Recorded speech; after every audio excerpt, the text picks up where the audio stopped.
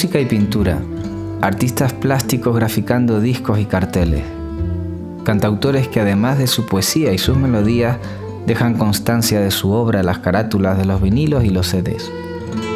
Ambos mundos de la mano compartiendo una misma búsqueda, un mismo mensaje, una misma estética. Detrás de esto hay muchas historias que contar. Una de ellas, la de Isabel Villar, pintando un cuadro como cartel del documental de Fernando Trueba que retrataba a Chicho Sánchez Ferlosio, mientras el cuerpo aguante. Había en aquella época muchos pintores, entre ellos Eduardo Úrculo, que era muy amigo de Chicho también, y entonces Chicho le daba por venir a vernos un poco, pues primero veía a Eduardo Úrculo, luego venía a vernos a Eduardo y a mí, y a enseñarnos un juego que estaba haciendo muy ilusionado en aquella época, que yo nunca llegué a entender bien a qué se jugaba aquello, y había veces que se quedaba con nosotros, y luego también mucho por sus letras y sus canciones, que a mí me interesaba mucho, claro. Pues eso no fue idea mía, fue idea de Fernando Trueba, que me llamó un día y me dijo que estaba haciendo la película sobre Chicho de Mientras el cuerpo aguante, y que le gustaría mucho poner a Chicho sentado en mis jardines tocando la guitarra, y entonces le dije, perfecto, pues porque yo no soy muy de hacer retratos, por ejemplo, he hecho muy pocos retratos, no me gusta mucho y se me ha propuesto bastantes veces, pero sin embargo era tan fácil lo de hacer a Chicho sentado tocando la guitarra en un jardín mío, que así surgió.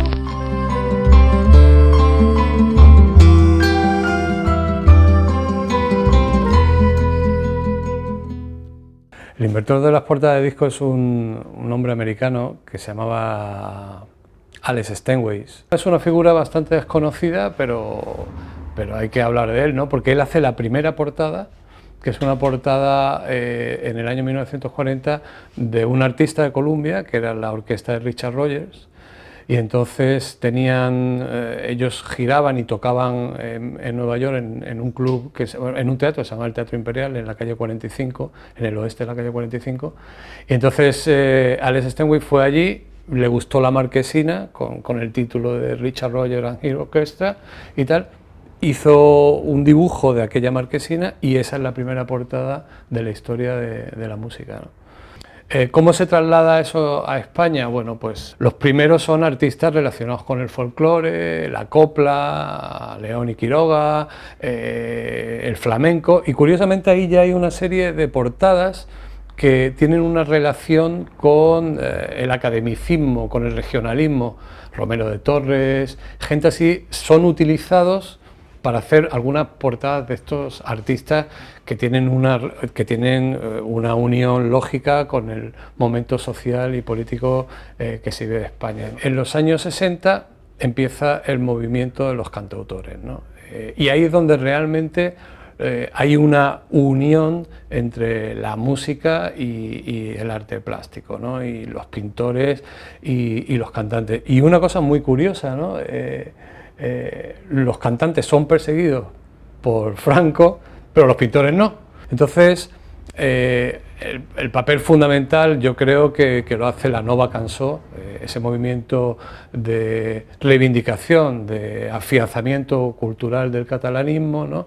Y bueno, veremos gente como Raimon, que tiene la canción Al Vent, que digamos es el paradigma de todo ese tipo de movimiento y tal, que Raimon realmente es que todas sus portadas son unas obras de arte increíbles, ¿no? Raimon tiene desde Miró a Tapies, a luego más tarde en la época del pop al Equipo Crónica, que le hace una portada del Equipo Crónica para un single alucinante, con Felipe IV, una lavadora, una mezcla de ideas que configuraban muy bien lo que estaba siendo el pop ya desarrollado por los americanos tipo Andy Warhol, etcétera, ¿no? Miró, esa portada, Miró hizo yo creo que 3 portadas, 2 para Raimon y una para María del Mar Bonet. La historia es muy bonita porque María del Mar recibe el cuadro, pero no tenía hecho el disco. Entonces se había ido también de Ariola, con lo cual tampoco tenía el dinero para hacer el disco. De tal manera que habla con el marchante de Miró, le da el disco al marchante, o sea, le da la portada del disco al marchante, el marchante le presta el dinero, se va a París, graba el disco y cuando vuelve, el disco es fantástico, Ariola entiende que no puede hacer nada de rollo comercial con ella, sino que tiene que hacer lo que ella hace, le compra el disco, le devuelve el dinero al marchante y el marchante le devuelve el cuadro a María del Mar, ¿no? Esta de Raymond, por ejemplo, es también una portada pues muy bonita, sobre cartón, donde Tapies utiliza letras, signos. Tapies comenzó siendo un pintor surrealista, pero poco a poco entra en el mundo del informalismo y humaniza con estos símbolos y tal y cual este tipo de pintura, ¿no? Claro, el Grupo El Paso está formado por artistas que vienen de distintos puntos del país, como por ejemplo Millares, que viene de Canarias, o Antonio Saura, que viene de Aragón. Qué mejor unión que dos aragoneses, ¿no? Como La Bordeta y Antonio Saura, ¿no? La negación del color, el blanco y negro. Millares, que también forma parte del Grupo El Paso y que también, bueno, pues son los colores del blanco y el negro los que utiliza, aunque hay unas manchas rojas.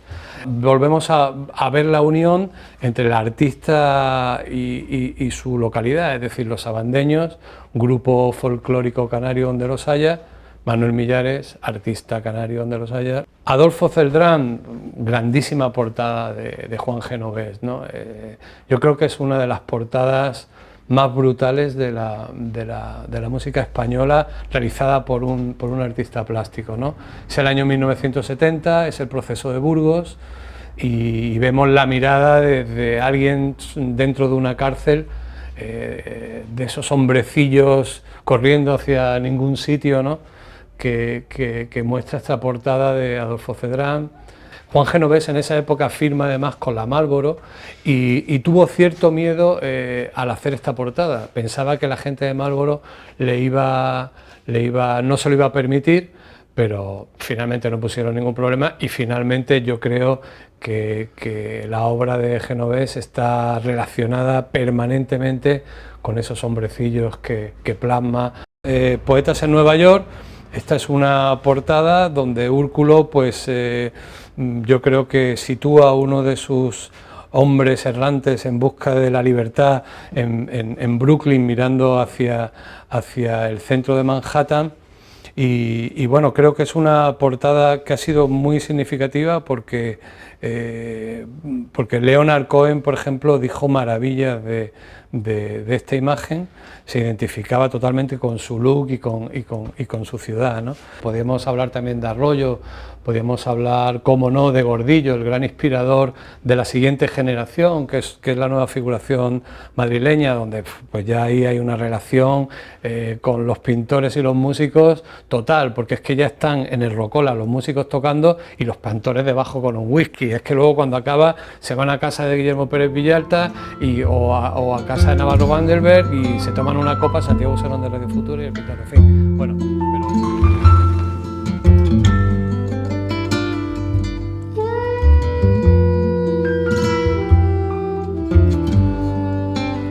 A lo largo de tu vida has ido saltando de la canción a la pintura. ¿Cómo ha sido combinar esos dos mundos? Bueno, yo empecé a pintar desde muy chico, muy pequeño, a pintar en serio. Yo ya pensaba que me iba a dedicar solo a la pintura, ¿no? Pero bueno, de repente se me cruzó una guitarra y empecé a aprender a tocarla un poco, escribía poemas y entonces escribir poemas y tocar un poco la guitarra te lleva inexorablemente a intentar la aventura de escribir canciones, ¿no? Yo creo que aparecieron las canciones un poco porque allí donde acababa la imagen necesitaba palabras para contar lo que quisiera contar o expresar lo que fuera, ¿no? Y bueno, van en paralelo. Siempre estoy encerrado en el estudio pintando, dibujando, trabajando con materiales diversos. Y bueno, cuando ya llega un momento de una cierta saturación, entonces necesito agarrar la guitarra y ponerme a construir canciones, ¿no? ¿Qué te supone más satisfacción? ¿Ver a la gente disfrutando de un cuadro tuyo o ver a la gente disfrutando de una canción? La canción, la música es mucho más emotiva, ¿no? La canción va directa a los sentimientos. La imagen, la pintura es más fría, yo creo que el contacto es más frío, es más conceptual, ¿no? No sé si se disfruta. Sí te puede emocionar una imagen, ¿no? sí te puede impactar, te puede producir muchas reacciones muy diversas, ¿no? Ahora, yo no sé si disfruto o padezco cuando veo un cuadro, una pintura, unas imágenes que me puedan interesar, ¿no? Son dos lenguajes distintos y yo creo que producen efectos distintos en quien disfruta de esos lenguajes. La manera de escuchar música cambia con el tiempo y además cada época tiene su sonido. ¿Ocurre algo así con la pintura? No tanto, ¿no? Evidentemente hay corrientes que han cambiado la forma de entender la pintura, ¿no? Pero han sido corrientes no tan aplicables a la cronología del tiempo. La pintura o es buena o es mala, ¿no? Como también la música. Para mí no hay más que dos tipos de música, la buena y la mala, ¿no? Lo importante es que esa propuesta, ya sea musical o ya sea gráfica, logre ser atemporal, ¿no? Que incluso pasando un tiempo cobre más valores, ¿no? De eso se trata, ¿no? Bueno, desde hace un tiempo los CDs son muy pequeñitos. Te quería preguntar si echas de menos el vinilo. Pues sí, muchísimo. Lo que te puedo decir que incluso empecé a escribir canciones un poco por el impacto de las portadas de los vinilos, ¿no? Ese formato grande, ¿no? Que remitían más a libros de arte que a discos, ¿no? Creo que puede haber una relación muy directa entre la imagen, un poco lo que te decía antes, ¿no? Allí donde acaban las palabras y donde acaba la música, donde acaba el sonido, empieza la imagen, empiezan las formas, empieza la textura, ¿no? Y viceversa, ¿no? Con motivo de un disco homenaje que se te ha hecho, has preparado un cortometraje llamado Vincent y el Giraluna. ¿Nos podrías contar algo de este trabajo? El disco es un CD y un DVD con un cortometraje de 30 minutos y es una película dibujada y animada de una forma muy primitiva, como lo hice también en el disco anterior, El niño que miraba al mar, y en un largometraje que hice hace años, Un perro llamado Dolor. Son dibujos a lápiz con una animación muy primitiva, muy rústica, hecha aquí en casa, es cine familiar, con la ayuda de mi hijo. Y bueno, pues ahí están canciones, música, letras e imágenes, ¿no? De alguna forma este disco es un poco síntesis de esto que estamos hablando, ¿no? En alguna ocasión, en alguna entrevista, si no me equivoco, has comentado que el rap puede ser considerada la nueva canción protesta. ¿Crees que ocurre algo parecido con el graffiti en la pintura? Sí, claro, ¿no? Todo el mundo hip hop es una manera de expresar a través de imágenes el tiempo que nos ha tocado vivir, sobre todo a una generación, ¿no? Ya son varias generaciones que hacen grafitis. Yo creo que el rap, cuando me preguntan, no sé qué, que ya no hay cantautores y tal, digo, no, yo creo que los nuevos cantautores son los raperos, ¿no? ¿Y te interesa el graffiti como pintura protesta o no? No me interesa demasiado, sobre todo porque, bueno, cada vez hay más artistas, hay más grafiteros que indagan por otros mundos de imágenes, ¿no? Y eso creo que está bien, porque hay una especie de repetición de iconos, ¿no? Son muy repetitivos, ¿no? Entonces se agradece cuando de repente hay un gran mural en donde hay imágenes diversas, ¿no? más originales, ¿no? Pero bueno, es el lenguaje de la calle, está en los muros y ahí hay uno que es un artista de una enorme relevancia, ¿no? Que es Banksy. Banksy es un gran artista y no hubiera existido sin el hip hop y sin los muros de la calle, ¿no? Y es un auténtico creador, ¿no? Hoy estamos en plató con Cristina Narea, cantautora, músico, artista plástica, poeta. Nació en Chile, ha vivido gran parte de su vida en Madrid, ha colaborado con muchísimos artistas como puede ser Aute, Sabina, Manolo García y un largo etcétera. Y en común con otros artistas como puede ser Aute, el hecho de tener varias facetas artísticas en tu vida, ¿no? Y en algún momento dado, pues, toman contacto, como es el arte plástico y la música. Concretamente, en tu último disco, te has hecho cargo de la portada usando la técnica del collage, con la que llevas trabajando ya bastante tiempo.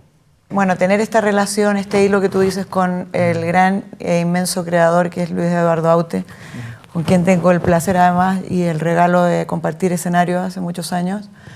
Bueno, pues para mí es maravilloso, claro, comparto esa visión plástica, lo que pasa que él es un pintor y un dibujante de tomo y lomo, de una categoría altísima, y yo simplemente el collage pues, ha sido una herramienta para poder quitarme un poco la frustración o las ganas de ser pintora que tuve desde chica, porque no sé pintar, porque no sé dibujar, y el collage, a través de esta técnica ancestral, que es la del recorta y pega, me ha permitido crear mundos imaginarios o mundos como yo quisiera que fueran, o imágenes que se me han quedado plasmadas en la memoria de la vida cotidiana o cosas que ves en noticias y las plasmo en el collage. En ese sentido, pues sí tiene algún paralelo con la canción, que cuenta algo.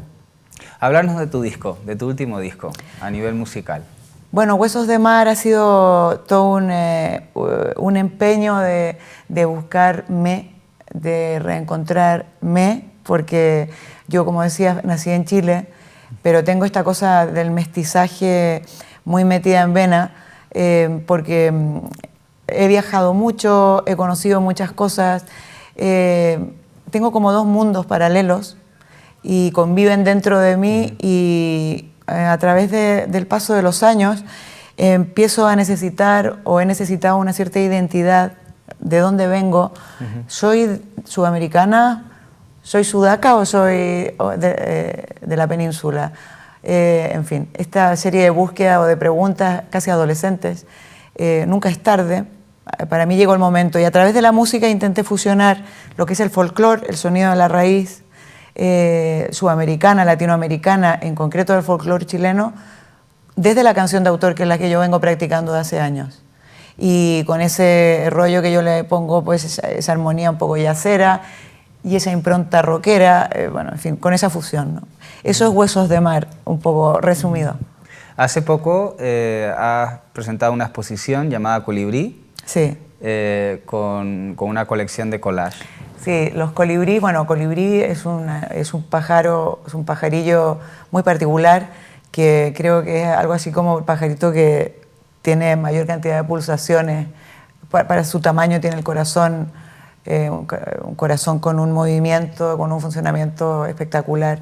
Bueno, el colibrí para mí representa ese viaje, esa grandeza, esa mirada a la naturaleza y bueno, he disfrazado a los colibríes a mi antojo, ¿no? Hay un colibrí escritor, poeta, hay un colibrí viajero, un colibrí músico, un colibrí sensual, hay un colibrí erótico, bueno, etcétera. Hay un montón, hay un colibrí colachista, hay un colibrí en homenaje a Gaudí, imitando un poco su forma de hacer su obra plástica y la presenté ahí en Los Molinos, hicimos un concierto, cosa que me encanta hacer, ¿no? Mezclar un poco lo que es la exposición, tener los cuadros, los collages colgados, hacer recitar o leer algunos poemas y continuar con unas canciones, ¿no? Bueno, ya sabes que nosotros los cantautores intentamos buscarnos la vida como podemos, porque realmente hay muy poco hueco y bueno, quizás por las distintas propuestas que damos vamos encontrando esos espacios que bueno, pues el sistema intenta negarnos una y otra vez, ¿no? Claro. Pero nosotros somos, no como los colibrí, como los pájaros locos estos que sí, ¿no? golpeamos y rompemos la madera, rompemos el muro para poder traspasar y llegar con nuestra propuesta. ¿Y podrías hablarnos del proceso creativo? O sea, cuando uno desarrolla un collage o cuando uno desarrolla una canción. ¿Van de la mano? ¿Son dos procesos parecidos? ¿Se mezclan? ¿Son independientes?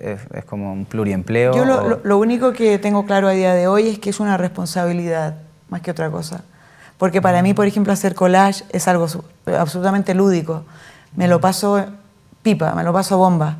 Es decir, pasaría muchas más horas y realmente ahí me pasa algo que no me pasa con la música ahora, que se me pasa el tiempo sin darme cuenta. A veces con las canciones, pues cuando estoy metida ya en un proyecto voy trabajando y va fluido y va esa bola creciendo y creciendo y creciendo. Cuando termina, por ejemplo, Huesos de Mar, te quedas ahí un poco, y tú lo sabrás como creador que eres, te quedas un poco ahí en el precipicio que no sabes si vas a volver a componer, si no, caigo en el collage, entonces voy ahí. Ese es el proceso. Mientras tanto, pues sigues escribiendo y ahora estoy metida en otro invento que está muy, muy verde, pero que sí voy a compartir con vosotros, que es la creación de una cantata sobre la tierra, cantata de agua y tierra o algo así, no tiene el nombre definitivo, un poco inspirada en un contacto que he tenido hace nada en la Expo de Milán con campesinos de Chile, con indígenas, quechuas, aymaras y mapuches, que me han dado un repaso y una lección de lo que es el contacto con la tierra, que desde luego fue como ir a la universidad en clases intensivas durante 2 semanas. Y bueno, quiero meterme en este proyecto donde se mezcla la canción, la poesía, el canto, el coro, lo coral. Y bueno, ahí está en idea, está ahí algún esbozo, todavía queda un camino largo. Bueno, y por lo pronto, ¿qué nos vas a cantar hoy? Bueno, me gustaría cantaros un tema que se llama ¿Cuál es la ley?, que está en Huesos de Mar, aunque ahí está con piano y voz. Yo lo voy a hacer con guitarra. Es un tema que hice en México, bastante decepcionada por las multinacionales y por el meneo y de los contratos, la ley, el contrato y la cláusula, que todo al final les da exactamente igual y te juegan un poco con tu sensibilidad y con tus emociones. Y salió esta canción que se llama ¿Cuál es la ley? Pues nada, escuchémosla. Fantástico, Entonces, muchas gracias. muy bien, vamos allá. ¿Cuál es la ley? Si todo debe continuar, prefiero tener ganas de ver mi sueño llegar. Nada que perder, hay algo más fuerte que la fe. Es estar de pie, manos abiertas, a dar y tener. Ángeles, diablos, perversos, y niñas y grandes, pequeños. Entre ciudades estamos en jaque con el universo. Hambre y socorro en la calle, y gente que de eso ni sabe. Así es la historia y no viene a cuento sentir que nos vale. ¿Y dónde poner todo lo que nos sale bien? En una caja sin candado y mirarla otra vez. Y toda la ley, el bien, el mal, lo que hay que hacer, va siempre dentro y lo perfecto es dejarlo correr. Ángeles, diablos, perversos, y niñas y grandes, pequeños. Entre ciudades estamos en jaque con el universo. Hambre y socorro en la calle, y gente que de eso ni sabe. Así es la historia y no viene a cuento sentir que nos vale. ¿Y cuál es la ley? ¿Cuál es la ley? ¿Cuál es la ley? ¿Cuál es la ley?